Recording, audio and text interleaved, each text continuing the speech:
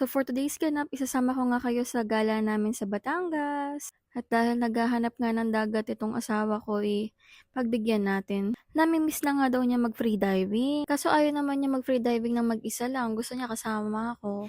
Kaya sabi niya kapag ka nangitlog na lang daw ako. Tsaka daw kami gumora doon sa Mabini. So dito nga pala kami dinala ng aming road trip sa Santa Maria. Isa nga pala to sa mga latest attraction dito sa Batangas. At dahil kakabukas nga lang nila is binisita na rin namin. Actually hanggang ngayon is under construction pa rin yung site nila. Marami pa rin silang ginagawa dito. Pero at least for now is open na sila for public. And ito nga yung majority ng pinupuntahan nila dito, yung glass walk nila. And honestly, akala ko hindi to nakakalula. Pero mga nakakalula pala to sa personal. Kahit wala ka namang fear of heights, pero grabe, nakakahilo siya. Tsaka alam niyo yung feeling na parang nai-imagine nyo na what if nabasag to. Alam mo yung mga ganon. Parang mga pang final destination lang ang peg. Kaya nga sabi ni daddy dito, wag daw akong titingin sa ilalim. Diretso na lang daw ang tingin. Abi, where are you, baby? Oh. Did you see the ground? Yeah, it's so good. What if it breaks? It's final destination. No, I'm gonna catch on to that. Huh? I'm gonna catch on to that. Oh no, it's glass. That shouldn't be there. Where's the...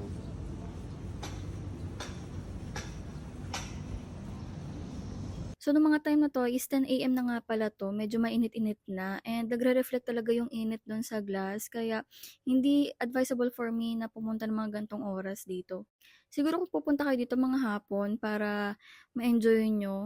Kasi hindi din kayo makakatagal dun sa init. So, sa part nga na to, akala ko nagpapapicture siya sa akin. Yung pala is, pinapabuka niya ako kasi nakikitaan daw ako. Tapos, syempre, nakita din ako ng parents ko. So, ayun, ayan, nagagagayahan na sila. Kuhanan ko daw sila ng picture, gano'n. After lang nga nito is hindi na rin kami masyadong nagtagal dito dahil wala naman kaming masyadong ginawa. Wala, literal na bumisita lang. Then, meron pala kaming napuntahan na resort dito na malapit lang dun sa Santa Maria. Santa Maria ako ng Santa Maria, Monte Maria nga pala. And bubuti na lang is tumatanggap nga pala sila dito ng walk-in day tour. Hindi ko ina-expect kasi hotel nga pala sila. And hindi na kami nag-check-in dito.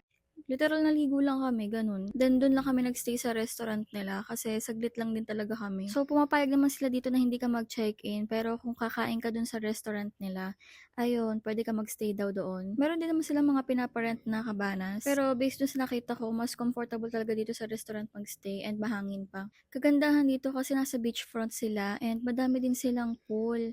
Meron din silang mga water activities dito kung gusto nyo. Ayan nga pala yung pangalan ng resort. Playa Montana. Kayo na bahala mag-search, no? So, napatour kami dito sa baba kasi natuwa nga kami dun sa pool. Gawa nga na napakahaba niya and napakalaki. And then, kung ayaw nyo namang mainitan, eto, meron silang bubong dito sa baba kasi dun sa taas medyo open area talaga. Napakaganda yung place nila and napakaliwalas. Pwede din kayong mag-aura-aura dito. And hindi rin talaga crowded yung place. Actually, halos nung buong time na nandito kami is parang solo lang din namin yung pool. And isa pa ang nakakatuwa dito, napakalinaw ng tubig mga mi. Pwede kayong mag-snorkeling. Free diving. Ha? For people free diving. Snorkeling mahal. For snorkeling? Yeah, that's snorkeling. You can borrow there.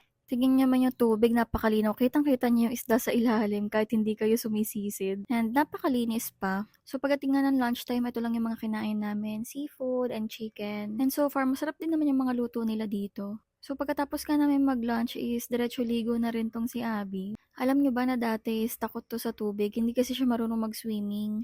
Pero ngayon kapag ka nakakita ng tubig or ng swimming pool or ng dagat, mas hayok na hayok pa sa amin, mas excited pa siya. Alam mo yung gano'n. Tsaka may isa din kasi sa reason na kung bakit pinaiiwas siya sa tubig. Like simula noong bata pa siya, parang may nagsabi sa mama niya na dapat iwasan daw niya yung water hanggang 30 kasi delikado raw. Basta may ganung pamahiin, sino ba naman mag-aakala na once na magpunta siya ng Pilipinas is magiging best friend pa pala sila ng dagat, 'di ba?